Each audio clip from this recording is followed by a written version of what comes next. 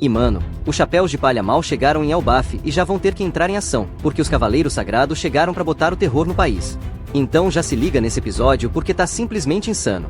Depois de chorarem muito, Luffy faz uma pose de guerreiro e agradece Saul por cuidar de um dos seus.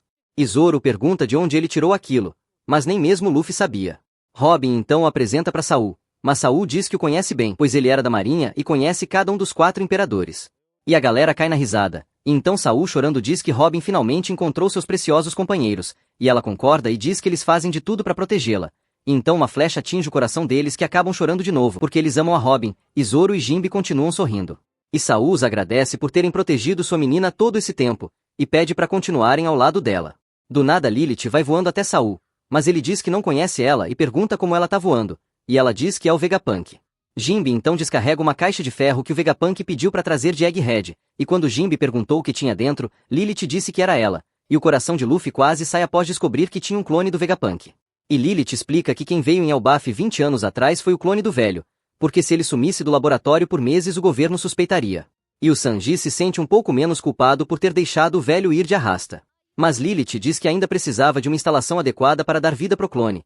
E então diz que vai começar a morar em Elbaf e construir um novo laboratório por lá. Aí Bonnie vai correndo perguntar se ela esperar Lada para curar o pai dela. E Lilith diz que sim. E Saul a cumprimenta, e pergunta como que ele virou uma mulher. Ela diz que depois explica. De repente 3 crianças gigantes aparecem, e pergunta a Saul se podem ir brincar agora. E ele diz que sim e agradece pela ajuda, e Nami se assusta com o tamanho daquelas crianças. Daí a gigante diz que aquela fonte também é um parque para as crianças, mas eles pediram eles para fazerem silêncio, pois eles estavam ensaiando o reencontro com a Robin, mas todo esforço não valeu de nada porque ela percebeu na mesma hora. E então a gigante se apresenta como Ange, assistente de Saul, e diz que eles têm a melhor escola e biblioteca de Elbaf, e vai apresentá-los, mas antes dela falar, Usopp e Luffy já meteram o pé pois estavam empolgados demais. Aquela era a escola Morsa, frequentada pelas crianças de Elbaf, que Saul inaugurou há 20 anos. Saul então pede para gigantes apresentar uma escola para os outros enquanto ele levava Robin até a biblioteca. Zoro e Brook animados dizem que quer conhecer a escola. Jinbe pergunta a Frank para onde que ele vai, e ele diz que estava curioso sobre aquela árvore gigante. De repente os moleques começaram a correr atrás deles, Zoro pergunta se pode cortá-los, mas Usopp diz que não. Mas após ficarem encurralados Luffy o chamam para lutar, e Usopp diz que não esperava menos dos futuros guerreiros, até que de repente chegam umas meninas gigantes mandando eles pararem de perseguir os humaninhos, e até Luffy se surpreende com quão fácil eles se arrependeram. E Zoro pergunta se eles são mesmo os pirralhos da Vila dos Guerreiros, e do nada chega um gordão e um testudo dizendo para não chamarem de pirralhos, e Usopp decepcionado pergunta se eles não vão se tornar guerreiros um dia, e eles dizem que não vão porque é muito perigoso. Usopp cai para trás ao ouvir aquilo, até que uma voz começa a dizer que as crianças não acham mais graça nisso, e eles ficam sem entender nada, e as crianças dizem que é melhor eles saírem dali, mas após começar a tremer, Luffy cai em cima dos melões de uma gigante, a Ripley, professora das crianças. Usopp ao ver que estavam em cima de uma gigante pede desculpas, e pergunta por que eles não querem ser guerreiros, pois ele achava que todos em Elbaf queriam isso.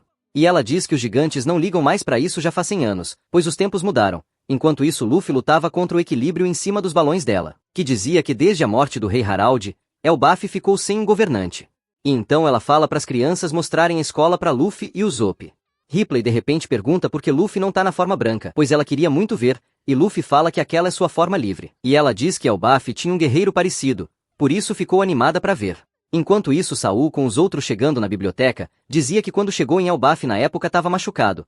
Então pediu ajuda ao Hairudin para trazer os livros de Ohara. Após abrir a porta, ele pede para Robin tomar cuidado com o livro dela. E ao entrar na sala, o livro começa a se mexer, e do nada o livro fica gigante, e Saul diz que todos os livros que entram ali se expandem. E em seguida mostra todos os livros lá, e diz que recuperou todos os livros que deram a vida para protegerem Ohara, e Robin se emociona ao ouvir isso.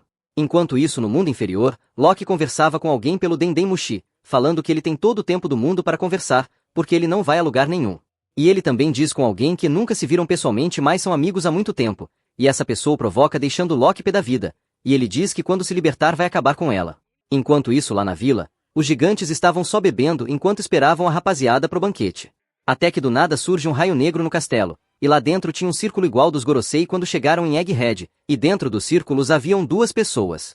Um era parecido com Shanks, a outra era uma mulher cheia de ataduras. E o episódio acaba. Se você gostou deixa o like e se inscreva no canal para não perder o próximo episódio.